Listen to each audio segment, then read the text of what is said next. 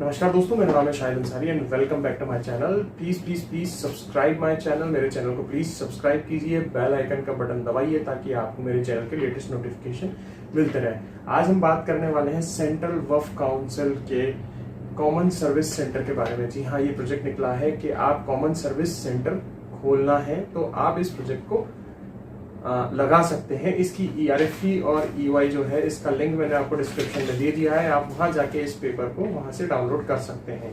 तो आइए एक बार हम लोग देख लेते हैं कि कॉमन सर्विस सेंटर जो है वो किस तरीके से लिया जाता है, क्या क्या एलिजिबिलिटी है और क्या क्या आपको डॉक्यूमेंट्स लगाने हैं और किस तरीके से आपको इसमें प्रपोजल भरना है। तो सबसे पहले हम लोग बात करते हैं एलिजिबिलिटी की कि आपकी फर्म इसमें एलिजिबल है या नहीं है। तो देखिए, यहाँ पर मैंने आपको 7 पॉइंट्स यहाँ पर डिफाइन किए हैं कि किस तरीके से आपको जो है ये चेक करना है कि आपकी फर्म जो है वो एलिजिबल है या नहीं है। सबसे पहला जो पॉइंट है, आपके पास रजिस्ट्रेशन सर्टिफिकेट जो है वो होना चाहिए। आपका जो फर्म का रजिस्ट्रेशन सर्टिफिकेट है वो आपको इसमें लगाना पड़ेगा। आपके पास सोसाइटी हो या कंपनी हो, कुछ भी हो। वैसे तो ये जो निकला है, मतलब ये प्रोजेक्ट है, इसमें कंपनी नहीं चल पाएंगे, इसमें आपको NGOs की ही जरूरत है।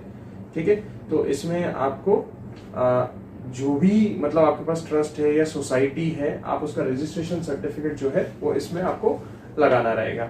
दूसरा एलिजिबिलिटी हम देख लेते हैं कि जो भी आपका रजिस्ट्रेशन है वो कम से कम 1 साल पुराना इसमें होना चाहिए। ठीक है, ये हमने देख लिया है। सेकंड पॉइंट यहाँ लिखा हुआ है 1 ईयर रजिस्ट्रेशन, यानी कम से कम आपकी सोसाइटी या NGO 1 साल पुराना होना चाहिए। तीसरी चीज अब हम लोग देखते हैं, जैसे 2 पॉइंट मैंने कवर कर लिए हैं। तीसरी चीज अगर हम देखते हैं कि आपके पास जो पास्ट एक्सपीरियंस होना चाहिए वो आपके पास 3 साल का होना चाहिए।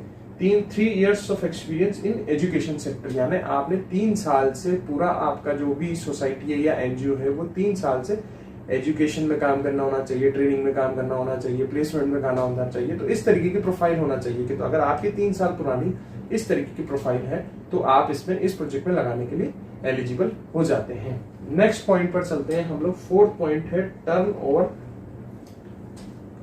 टर्नओवर में आपको कैसे चेक करना है कि 3 साल का आपको एवरेज एनुअल टर्नओवर निकालना है और वो होना चाहिए 2 लाख के आसपास।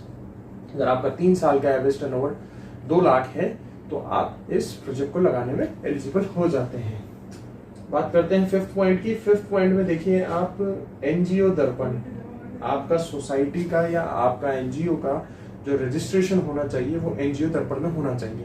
अब NGO दर्पण पर अप्लाई करने के लिए मैंने अलग से ही वीडियो बनाया हुआ है। अगर आप उसको अप्लाई करना चाहते हैं तो मैं डिस्क्रिप्शन में NGO दर्पण में किस तरीके से हम लोग सोसाइटी या फिर NGO को रजिस्टर्ड करते हैं उसका वीडियो उसमें देख सकते हैं। वो लिंक मैंने डिस्क्रिप्शन में रख दिया है, आप वहां जाकर उसको देख सकते हैं। इसके बाद हम लोग देखते हैं 6th पॉइंट है 50% ऑफ द मैनेजमेंट कमेटी। इसमें हम ये देखते हैं कि जो भी आपकी सोसाइटी बनी हुई है या फिर NGO बना हुआ है उसमें 50% से ज्यादा फैमिली मेंबर्स नहीं होने चाहिए। तो ये भी एक स्ट्रॉन्ग एलिजिबिलिटी क्राइटेरिया है।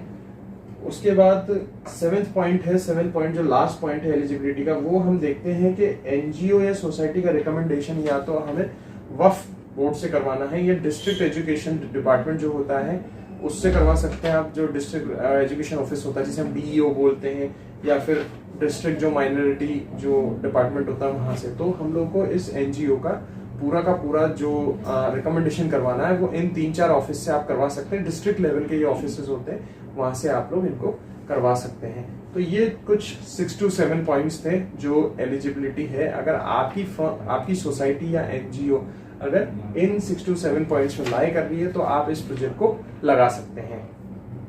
बात करते हैं कि डॉक्यूमेंट्स की क्या क्या जरूरत आपको इस प्रोजेक्ट में लगने वाली। सबसे पहले जो है application in prescribe proforma of the scheme. आप देखेंगे जो ये डॉक्यूमेंट है इसमें आपको एक एप्लीकेशन दिया हुआ है। इसमें इस तरीके से प्रपोजल जो है वो मैं आपको नीचे डिस्क्रिप्शन में रख दूंगा। तो आप जो है एप्लीकेशन जो है वो प्रेस्क्राइब प्रोफार्मा में आपको लिखना रहेगा। ठीक है। सेकंड जो है list of members with Aadhaar card and contact number. जितने भी सोसाइटी या फिर NGO में जितने भी मेंबर्स हैं उनकी आपको आधार कार्ड और फोन नंबर्स के हिसाब से, फोन नंबर के साथ ये लिस्ट आपको इसमें लगानी रहेगी। तीसरा पॉइंट है फी स्ट्रक्चर। फी स्ट्रक्चर यानी आप किस तरीके से बच्चों का एडमिशन लेंगे, क्या पढ़ाएंगे, उसके हिसाब से आपको उनका फी स्ट्रक्चर भी उनमें मेंशन करना है। चौथा पॉइंट है details of activities undertaken by supporting education in Muslim. आपको क्या है पूरा जितना पास्ट एक्सपीरियंस, जो 4th नंबर का पॉइंट है वो है पास्ट एक्सपीरियंस का।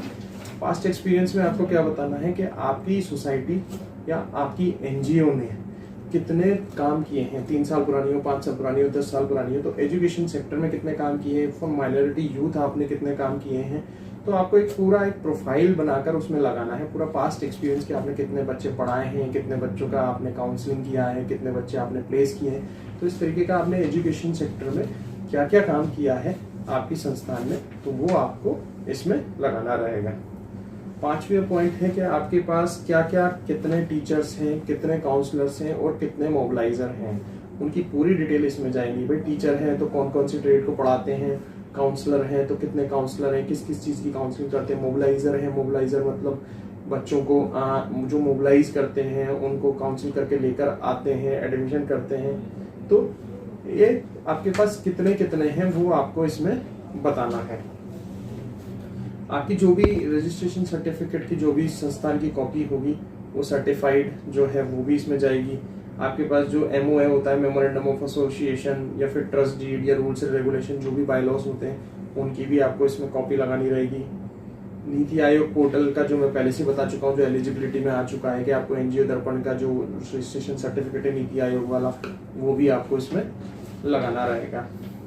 आपकी जितनी भी ऑडिट रिपोर्ट है, ITR है, बैलेंस शीट है, वो सारी की सारी इंफॉर्मेशन जो है वो भी इसके साथ अटैच होकर इसमें जाएगी। तो ये सारे के सारे थे डॉक्यूमेंट्स जो आपको इसमें सबमिट करवाने हैं। इसके बाद एक ये फॉर्मेट है जो आपको सिग्नेचर, सील एंड साइन करके मतलब भरना है। तो इसको आप पूरा एक बार भर दीजिए। इसमें मतलब जनरल चीजें जैसे रजिस्ट्रेशन नंबर मांगा है, कॉन्टैक्ट डिटेल मांगी, मोबाइल नंबर मांगा है, कौन स्पोक है, कौन डायरेक्टर है, उनकी ईमेल आईडी जाएगी, उनके फोन नंबर जाएंगे, डिटेल जानिए टीचर्स इन काउंसलिंग की।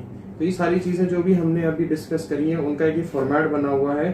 और कुछ एफिडेविट्स भी जाने हैं इसमें। एफिडेविट हम लोग देख लेते हैं। जैसे आपका एनजीओ जो है वो ब्लैकलिस्ट नहीं है, उसको 100 रुपये के स्टाम्प पेपर पर जाएगा। आपको मतलब किसी ने ब्लैकलिस्ट नहीं किया हुआ है, या फिर एफिडेविट इस चीज का भी जाएगा। Declared institute run and manage by the applicant society, कोई भी जो भी इंस्टीट्यूट के लिए आप अप्लाई कर रहे हैं वो आपकी ही सोसाइटी रन करती है। इस तरीके का एक 100 रुपये के स्टाम्प पेपर पर एफिडेविट जाना है। ठीक है, इस चीज का भी एक डिक्लेरेशन जाएगा 100 रुपीज पर के आपकी जो सोसाइटी या संस्थान है उसमें 50% से ज्यादा कोई फैमिली मेंबर नहीं है। ठीक है, तो ये 3 डिक्लेरेशन जाने हैं 100 रुपीज के स्टैम्प पेपर पर।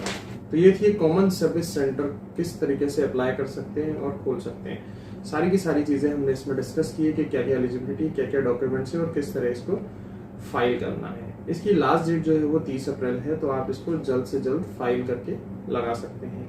ये टेंडर उन लोगों के लिए है जो माइनॉरिटीज का काम करते हैं। जो संस्था माइनॉरिटी के लिए काम करती है, माइनॉरिटी यूथ के लिए काम करती है, उनको काउंसिल करती है, उनका एडमिशन करवाती हैं, उनको पढ़ाती हैं, तो उन चीज़ों, उन संस्थानों के लिए ये जो है वो टेंडर जो है वो बहुत ज़्यादा बेनिफिशियल है। तो अगर आपको मेरा वीडियो अच्छा लगा है तो लाइक का बटन दबाइए, इसको शेयर कीजिए, और चैनल सब्सक्राइब नहीं किया है तो बेल आइकन पर बटन दबाइए, सब्सक्राइब कीजिए चैनल को ताकि आपको मेरे लेटेस्ट नोटिफिकेशन मिलते रहें। Thank you guys, thank you so much for watching my videos.